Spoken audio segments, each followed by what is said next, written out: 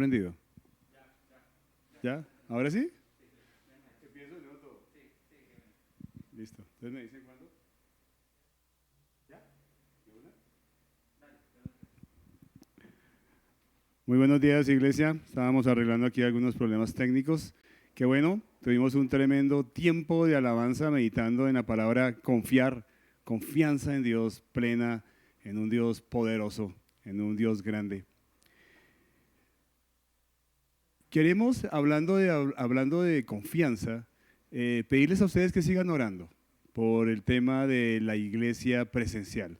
Estamos pasando algunos papeles en una bodega que hemos estado orando por ella y queremos que el Señor cierre o abra puertas de acuerdo a lo que ellos decidan mirando esos papeles. Les pido entonces a ustedes, iglesia, que estén orando por nosotros como líderes para tomar una buena decisión. Bien, seguimos en el Evangelio de Juan, donde hemos estado meditando todo lo que Jesús es.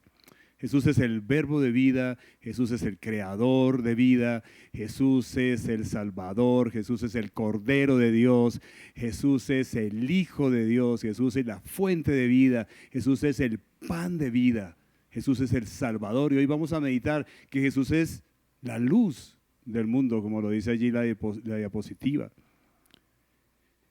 Les pido el favor que abran sus Biblias allá en Juan 9, 1 al 41 y estén ahí siguiéndome en la historia porque no voy a leer todo el capítulo, pero entonces voy a hacer una paráfrasis de él. Entonces, por favor, les pido el favor que abran sus Biblias en el capítulo 9 de Juan y me sigan en la historia.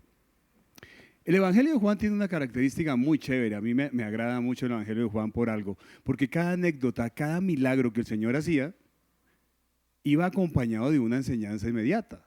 ¿Sí? Por lo menos en el capítulo 1 se nos dice que Jesús es la palabra que creó al mundo y en el capítulo 2 Él convierte el agua en vino. Solamente alguien creador puede hacer eso. En el capítulo 3 se nos muestra al Salvador como aquel que es el Salvador, que es el que hace personas nuevas y por eso tiene un encuentro con Nicodemo y le explica ese tema. Le explica que él necesitaba nacer de nuevo para ver el reino de los cielos. En el capítulo 4 se presenta como la fuente de vida y lo hace hablando con la samaritana al lado de un pozo de agua. Él es el agua de vida. En el capítulo 6, después de haber alimentado a 5,000, después de haber multiplicado los panes, dice, yo soy el pan de vida. Y vamos a mirar en este capítulo 9, que Él es la luz del mundo, el que le devuelve la vista a los ciegos espirituales y que aquí precisamente está hablando de devolverle la vista a un ciego de nacimiento. Hay un milagro contado acá y eso va acompañado de hablar de la ceguera espiritual. Hay algo y un dato importante aquí. Jesús todo lo trae de la mano perfecto. En el capítulo 7 de Juan nos dice que se estaba celebrando la fiesta de los tabernáculos. Esa fiesta se celebraba porque los israelitas recordaban esos 40 años, recuerdan que estuvieron en el desierto dando vueltas y que vivían en tabernáculos y que tenían el gran tabernáculo de Dios por toda parte, acompañándolos. Y una característica de ese tabernáculo es que en el día había una nube y en la noche había una columna de fuego. La luz, esa luz los guiaba en la noche para no tropezar, para mirar perfectamente el camino por donde iban. Y ellos lo celebraban allí en Jerusalén, en la fiesta de los tabernáculos, alumbrando el templo y alumbrando algunas cosas. La luz tiene varias propiedades, ¿saben? Y esas propiedades principalmente nos benefician. Entre ellas nos guía la luz en medio de la oscuridad, ¿verdad? Nos permite tener visibilidad de las cosas que nos rodean, nos permite tener una percepción del espacio y la atmósfera alrededor nuestro. Afecta el cómo vemos y cómo apreciamos las formas, la distancia, los volúmenes de las cosas. Ahora, ¿cómo se relaciona la luz con el sentido de la vista? Bueno, pues nuestros ojos son fotorreceptores, ¿sí? Que absorben la luz y al percibir la luz pueden identificar los objetos, de qué color son, qué tamaño tienen. Gloria a Dios por este hermoso sentido de la vista. Pero hoy vamos a mirar que en el campo espiritual la luz de Cristo y nuestra vista espiritual afectan nuestra percepción de quién es Cristo, de nuestra condición ante Dios y cómo vemos o cómo percibimos o entendemos su voluntad en nosotros. Entonces vamos a mirar 3 puntos hoy al respecto. Primer punto, miremoslo allí en la diapositiva. La luz de Jesús quita nuestra ceguera espiritual. Y eso está narrado en el capítulo de Juan, del capítulo 9, de Juan, de los versos 1 al 7. Y allí estaba mirando un capítulo antes, ahí está un versículo importante, Juan 8:12. El Señor dijo: yo soy la luz del mundo, el que me sigue no andará en tinieblas, sino que tendrá la luz de la vida. En ese capítulo 9, precisamente, en esos primeros versículos del 1 al 7, váyame siguiendo allá en sus Biblias, nos narra que tuvo un encuentro con un hombre que era ciego de nacimiento. Sus ojos, encargados de percibir la luz para poder ver, no le funcionaban. Los discípulos preguntaron si era ciego, porque sus padres o él habían cometido algún pecado, ¿verdad? Y el Señor les dice: no, él nació ciego para hacer evidente el poder de Dios. Eso es una pequeña enseñanza aquí extra entre un paréntesis cuando a veces nos equivocamos en decir que tal persona tiene tal o cual condición por pecado. No, el Señor dice: no, ni sus papás, ni él cometió pecado, simplemente nació así para ver un día la gloria de Dios y estaba por verla, porque el Señor forma en ese momento barro con su saliva, ¿sí? Escupe, hace una masa de tierra y de saliva, forma un barro y lo unta en los ojos de este hombre. Y después le dice: ve al estanque de Siloé, un estanque, una piscina, digámoslo así, que había ahí en Jerusalén. Dice: ve y lávate los ojos. Y este hombre, y pensando hoy en lo que estaba compartiendo Miguel, hablando de confianza, este hombre confía en lo que Cristo le está diciendo, le obedece en fe y en obediencia y va y se lava sus ojos, ¿sí? Yo no sé si ustedes están de acuerdo conmigo, pero para mí este barro me recuerda eso que allá dice en Eclesiastés 12, de 6 a 7, que polvo somos y al polvo volveremos, ¿verdad? Y ese polvo, saber que somos polvo nos muestra nuestra fragilidad. No somos nada, como meditaba allí Miguel en Jeremías 17, ¿no? Cuando uno pone la confianza en el hombre es como nada, porque el hombre es nada. Hoy está y mañana como la hierba puede desaparecer. Entonces, así como este hombre no podía ver las cosas físicas, nosotros nacemos de igual manera ciegos espiritualmente y no podemos por eso percibir la luz de Cristo. Recuerden que estábamos hablando del sentido de la vista y la luz, van de la mano. Una de las dos no está y no podemos ver. Si hay oscuridad no vemos, el sentido de la vista no puede actuar, pero si no hay vista, si no hay sentido de la vista, la luz no sirve de nada. Entonces aquí es interesante ver que nosotros nacimos ciegos espiritualmente y no podíamos ver la luz de Cristo y por tanto no podíamos ver nuestra condición perdida y el pecado que teníamos desde antes de nacer, ¿verdad? Y realmente es esa condición pecaminosa la que produce muerte, la que produce sufrimiento, la que produce enfermedad en este mundo. Porque uno escucha mucho diciendo porque Dios permite, no, el pecado del hombre, su egoísmo, su orgullo, su maldad, por eso hay sufrimiento en el mundo, por eso hay maldad en el mundo, porque las personas están alejadas de esa luz, de la luz de Cristo. Así como solo Jesús pudo generar el sentido de la vista a este joven, solo Jesús puede generarnos la vista espiritual, ¿sabían? ¿Y saben cómo lo hace? Bueno, en 1 de Pedro 1, 23 al 25 dice, o nos enseña primeramente, que el poder de la palabra de Dios que vive y permanece para siempre nos hace nacer de nuevo. Escuchen de nuevo, la palabra de Dios, dice Pedro, bueno, dice Dios a través de Pedro, nos hace nacer de nuevo. nos hace nacer de nuevo, nos regenera, nos purifica, nos lava cuando creemos en ella y la obedecemos. Tal y como el agua del estanque de Siloé lavó el barro que Jesús había colocado en los ojos de aquel ciego, eso mismo sucedió cuando tú y yo creímos y obedecimos al evangelio que nos predicaron, a esa palabra preciosa. En segundo lugar, hay una acción sobrenatural para que tú creas. ¿Cuál es? Pues el Espíritu Santo que te convence de pecado, justicia y juicio. La palabra de Dios, ese agua de vida, unido a ese poder sobrenatural del Espíritu Santo que te convence. Es lo mismo que le pasó al ciego, ¿verdad? Lo mismo que le pasó. Él obedeció a la palabra de Cristo, lavó sus ojos del barro que él había colocado, pero fue el poder sobrenatural de Cristo el que le devolvió la vista. Eso mismo pasa en el campo espiritual. Y quiero aquí hacer algunas preguntas. Pregunta es esto: ¿puede usted percibir la luz de Cristo y ver la voluntad de Él para su vida? Si es así, gloria a Dios.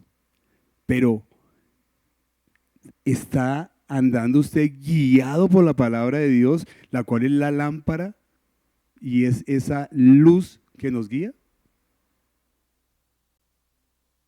Ahora, si usted no puede percibir la luz de Cristo y andar en su voluntad y reconoce que tiene ceguera espiritual en este momento, hoy es el día de que acepte esa luz, que acepte a Jesucristo como su Señor y su Salvador. Entonces vimos ese primer punto, ¿verdad? Importante, y es que Jesús quita nuestra ceguera espiritual, de la misma manera como quitó la ceguera física de este hombre. Eso lo vemos entonces en Juan 9, del 1 al 7.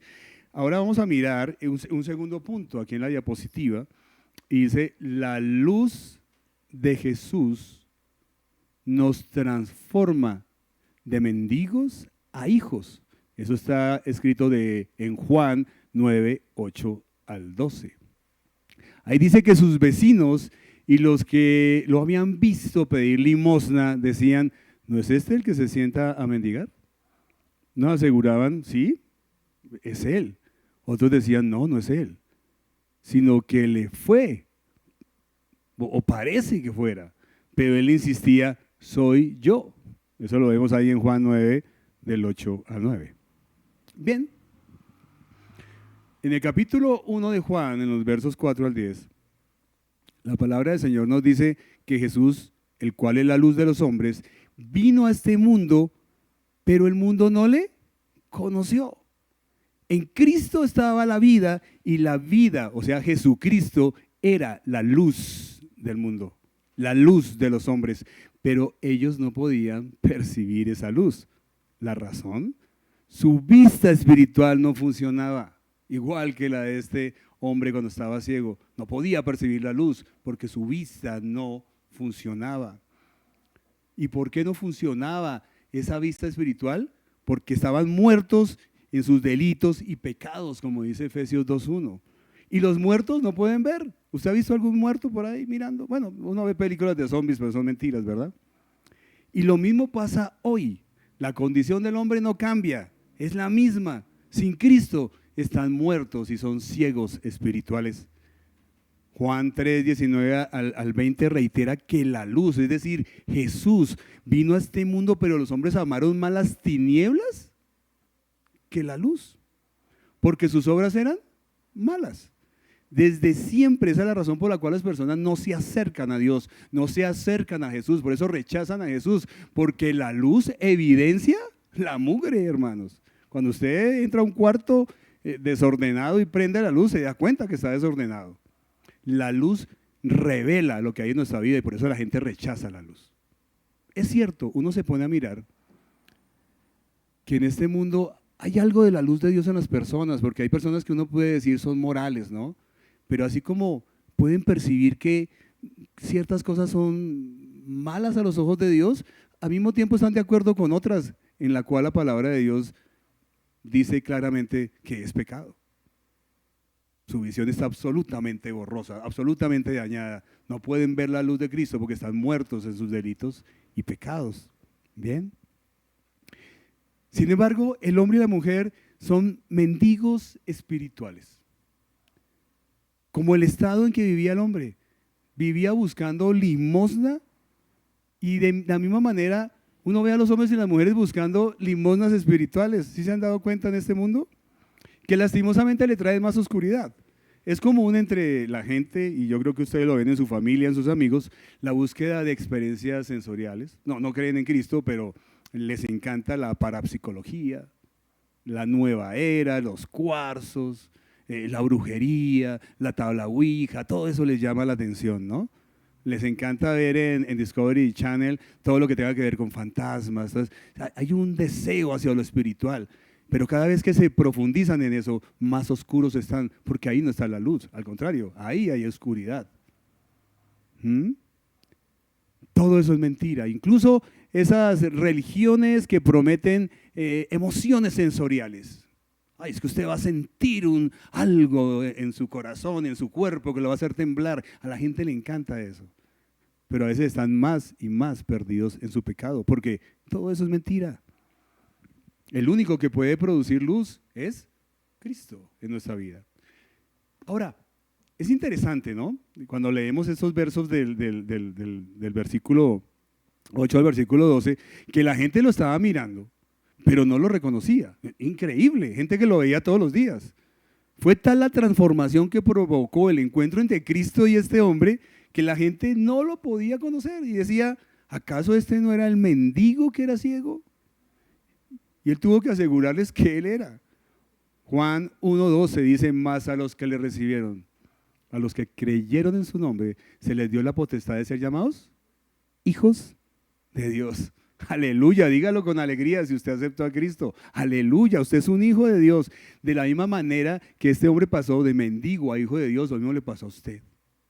El día que usted creyó en el Señor, que percibió la luz de Cristo, que aceptó su ceguera espiritual, usted pasó de ser un mendigo espiritual a ser un hijo de Dios. Por eso mucha gente, tus amigos, tu vecino, ¿no te pasa? Tu familia como que no te reconoce. Dice, oiga, pero ese no es Fernando, no es Miguel, no es Diego, no es Denilson, no es Carlos. Pero ese no era el que era borracho, el que era drogadicto, el que era el de los chistes verdes, el amargado, el que era devoto a X o Y santo. Y tienes que tú mismo decirle, sí, soy yo, pero ahora soy de Cristo. Igual. ¿Ha pasado eso en tu vida? Miremos ahora un tercer punto. Hemos visto dos puntos muy importantes y voy a repetirlos, ¿verdad? Estamos mirando que Jesús es la luz del mundo en esta enseñanza. Y el primer punto es que la luz de Jesús quita nuestra ceguera espiritual. El segundo punto es que la luz de Jesús nos transforma de mendigos a hijos. Ahí lo están viendo en sus diapositivas. Y este tercer punto y último punto dice que la luz de Jesús es dada a los que humildemente reconocen su ceguera espiritual. Aquí vamos a recorrer el capítulo 9 de Juan, de los versos 13 al 41. Acompáñenme por favor allá en sus Biblias. Pero quiero remarcar estos versículos, Juan 9, 40 al 41. Algunos fariseos que estaban con él, al oírlo hablar así, le preguntaron, ¿qué? ¿Acaso también nosotros somos ciegos? Jesús les contestó, si fueran ciegos, no serían culpables de pecado, pero como afirman que ven, su pecado permanece. Entonces, este tercer punto importante, la luz de Jesús es dada a los que humildemente reconocen que están ciegos espiritualmente. Recordemos las bienaventuranzas. La primera bienaventuranza en Mateo 5:3 dice, bienaventurados los pobres en espíritu, porque de ellos es el reino de Dios. Es decir, cuando yo reconozco mi pobreza espiritual ante Dios, cuando digo, Dios mío, no soy nada, Señor, soy un pecador, no valgo nada ante ti. Cuando yo tengo esa condición, el reino de los cielos está cerquita. Comento esto porque siguiendo el relato precisamente de Juan 9, desde el verso 13 en adelante, los fariseos, que era una secta religiosa de esa época en que Jesús vivió aquí en la tierra, se caracterizaban por un celo tenaz por aplicar la ley de Moisés, pero más por aplicar las leyes de ellos. Ellos tenían un libro llamado el Talmud o la Mishnah, que era un compendio de leyes de tradiciones, ¿sí? Como un catecismo lleno de tradiciones y cosas, pero que no tenía nada que ver con lo que Jesús había, con lo que Dios, perdón, había ordenado en el Antiguo Testamento. Y por todo ese conocimiento que tenían de la Torá, de Dios y de la Mishnah, ellos se creían infalibles, eran orgullosos, eran prepotentes. Y su falta de misericordia por el prójimo era evidente, como lo vemos acá. Nada que ver con ese espíritu pobre y humilde que el Señor demanda de nosotros para que podamos ver el reino de Dios. Por ejemplo, me sorprende, y por eso tal vez el Señor muchas veces a los líderes de Israel les dijo: ustedes son malos pastores. Y eso mismo estaba pasando con esos fariseos. A ustedes no nos sorprenden que este hombre, que era ciego y que vivía en la misma ciudad cuando Jerusalén era chiquito, era un pueblo, se puede decir en esa época, y que sus papás, como ustedes pueden ver unos versos más adelante ahí en el capítulo 9, se congregaban con ellos. Y ellos no sabían que el hijo era ciego. Seguramente pasaron por encima de él, hasta lo habrían pisado y no se dieron cuenta del ciego. ¿Sí? No conocían la condición de sus ovejas, malos pastores, solamente orgullosos de su teología, de toda la Biblia que sabían y de todas las tradiciones que conocían y que querían aplicarla a los demás. Y interrogaron entonces muchas veces a este hombre, lo interrogaron como 3 veces. ¿Quién te sanó? ¿Por qué tú sí eras ciego? Llamaron a sus papás: vengan, dígame, ¿realmente su hijo era ciego? Y ellos le dijeron: sí, él nació ciego. Sí, pero pregúntenle a él ya sabe cómo responder, ya está grande. Porque les daba miedo decir que era Jesús, porque ellos habían dicho que si alguien decía que era seguidor de Jesús, lo expulsaban de la sinagoga. Entonces, la razón clara: odiaban a Jesús, le tenían envidia porque les quitó el papel protagónico. ¿Sabe que a la gente que es religiosa le encanta el papel protagónico? Quiere que les coloquen muchos likes en Facebook, quieren aparecer de primero en YouTube, en todo lado, porque les encanta el protagonismo. Y eso le pasaba a los fariseos, y por eso le tenían envidia a Jesús. Le tenían envidia porque las personas lo estaban siguiendo. Y este hombre, lo único que atisba a decir es: bueno, me sanó, y yo creo que él es un profeta. ¿Por qué dijo que era un profeta? Porque los profetas eran los únicos que podían hacer ciertas cosas espirituales el día sábado. Realmente a los fariseos lo que les molestaba es: ¿por qué lo sanó el sábado? ¿Por qué amasó el día sábado? Porque amasó su saliva con tierra. Porque para ellos en la Mishnah eso era trabajo y no podían hacerlo. O sea, Carmencita, no podrías haber hecho arepas el día sábado. No se podía amasar. ¿Sí? Inventos, leyes inventadas, legalismo, como todavía lo hay en muchas de nuestras iglesias. ¿Sí? Pero este hombre dijo: no, yo creo que es profeta. Y saben que él es un hombre de Dios, él es un hombre justo, él es un hombre piadoso. Es que ustedes también quieren ser sus discípulos, y ahí sí que estos hombres explotaron y dijeron: olvídese, usted es un mentiroso, sale de nuestra sinagoga, lo echaron, nosotros somos discípulos de Moisés, todos orgullosos, y lo sacaron, le hicieron un bien, gloria a Dios. Qué bueno que a uno lo expulsaran en esa época de la sinagoga, porque allá eran ciegos, guías de ciegos. Era gente que los enviaba más al abismo con sus falsas enseñanzas. Hay muchas personas hoy en día en la misma condición que los fariseos. Ustedes han visto, son religiosos llenos de orgullo porque creen que agradan a Dios cumpliendo un sinfín de ritos y de leyes, o porque poseen un gran conocimiento en teología, o porque han leído la Biblia 59 veces, pero carecen de un amor genuino por Cristo y de una misericordia también genuina por su prójimo. Lastimosamente, muchos de ellos no son hijos de Dios y van rumbo a la condenación. Al final de la historia, en los versos 35 al 41, este hombre no solo es sano de su ceguera física, hay algo bello. Él regresa a Jesús y Jesús le dice: ¿qué pasó? No, me expulsaron. Y entonces él le dice: ¿quieres creer en el Mesías? Y él dice: ¿dónde está? Dice: con el que estás hablando. Yo soy el Salvador, yo soy el Señor, yo soy el Mesías. Y él dice: sí, creo. Y lo adoró. Qué bueno, vuelvo y repito, que lo expulsaron de allá para llegar a los pies de Cristo y también salir de su ceguera espiritual. Y convertirse, como lo habíamos dicho, de un mendigo espiritual a un hijo de Dios. En cambio, los fariseos no pudieron ver la luz de Cristo, porque su orgulloso corazón declaraba que ellos no eran ciegos. ¿Mm? Y Jesús, usando una figura literaria muy usada por Jesús, y también usada por el apóstol Pablo, la ironía, ¿sí? Donde se trata de dar a entender lo contrario de lo que uno está expresando, ¿sí me entienden? O sea, yo trato de hacer entender algo que expreso casi de una manera contraria. ¿Mm? Eso es ironía. Y les dice, pues si ustedes dicen que no son ciegos, permanecen en su pecado.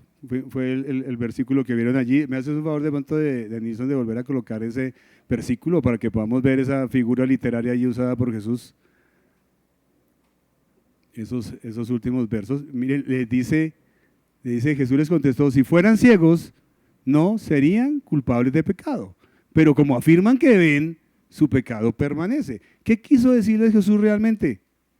Si ustedes reconocieran que son ciegos, como lo hizo el hombre que fue sanado, no serían culpables de pecado. Pero como dicen que ven, su pecado permanece en ustedes. Ese es el gran problema. Cuando nos creemos santos, cuando nos creemos buenos, no podemos ver la luz de Cristo. Hay que reconocer esa pobreza, esa ceguera espiritual. Es similar a una persona que con los años, como yo, ¿cierto? Va perdiendo su visión. Pues la lógica, pasan los años. Pero se niega a reconocerlo porque es que con gafas se ve como muy viejito, ¿cierto? Entonces, no, él dice que ve, pero no ve. Y lo mismo le pasaba a los fariseos. Orgullo. Vamos a concluir acá. El sol permite ver y discernir las cosas físicas que en la oscuridad de la noche no se ven, ¿verdad? En la noche es muy importante un bombillo, una linterna, una lámpara, porque nos permiten ver, digamos, si vamos por un camino, por donde vamos, o nos permiten ver qué hay en un lugar. Cuando Jesucristo dijo, yo soy, reveló que era ese Dios creador que en el principio hizo la luz y por tanto separó la noche del día. Recuerdan allá en Génesis capítulo 1, del 1 al 5. Es decir, Jesucristo es ese sol de justicia, hermanos, que permite discernir la verdad de la mentira. Por eso fue que dijo en Juan 8:32, conocerán la verdad y la verdad los hará libres. ¿Cuándo pasa eso? Cuando la luz de Cristo es percibida por nuestra vista espiritual. Y eso solo sucede cuando nacemos de nuevo. Un verdadero discípulo de Jesús, hermanos, sigue sus pisadas. Y al hacerlo, esa maldad que oculta las tinieblas y la oscuridad de este mundo, le es revelada. Esa es la razón por la cual tú entiendes que el aborto es un asesinato. Es por eso que tú entiendes que postrarse ante una imagen es idolatría. Por eso es que tú entiendes que tener relaciones sexuales antes del matrimonio es pecado. Es por eso que lo puedes reconocer. Las personas sin Cristo están ciegas espiritualmente y por eso no consideran que esto sea malo. Y eso también nos hace un poco misericordiosos, porque es imposible decirle a una persona que piensa igual que nosotros si no tiene la luz de Cristo en su vida. En Génesis 1:2, Dios afirmó que antes de que existiera la luz había un caos total, ¿recuerdan? Si quieren vuelvan a mirar Génesis 1:2. Había un caos total, ¿por causa de qué? Por causa de la oscuridad, por causa de las tinieblas. En el campo espiritual sucede lo mismo. Un hombre y una mujer sin la luz de Cristo, su vida es un caos. Camina ciegas por este mundo, por causa del pecado, y por eso cae, por eso tropieza, por eso sufre las consecuencias, porque no pueden ver. Dice además, 2 Corintios 4:4, aquí termino, que además de la oscuridad reinante en este mundo y de la naturaleza pecaminosa con que nacemos, Satanás, quien es el Dios de este mundo, ciega la mente de los que no creen. Por eso son incapaces de ver la gloriosa luz de Cristo y son incapaces de ver la luz del Evangelio, de la buena noticia. Y por tanto no entienden este mensaje acerca de la gloria de Cristo, quien es la imagen exacta de Dios. Eso le sucedió a los fariseos de esta historia. Ahora, los que somos de Cristo, hermanos, permanezcamos en la luz. Así como la luna para poderse ver tiene que estar alumbrada por el sol, de la misma manera nosotros debemos estar siempre con Cristo para mostrar esa luz de Cristo a través de nuestras vidas, de nuestro testimonio, y que otras personas puedan ver esa luz en nosotros y llegar a los pies del Señor y recuperar esa vista espiritual. El Señor les bendiga.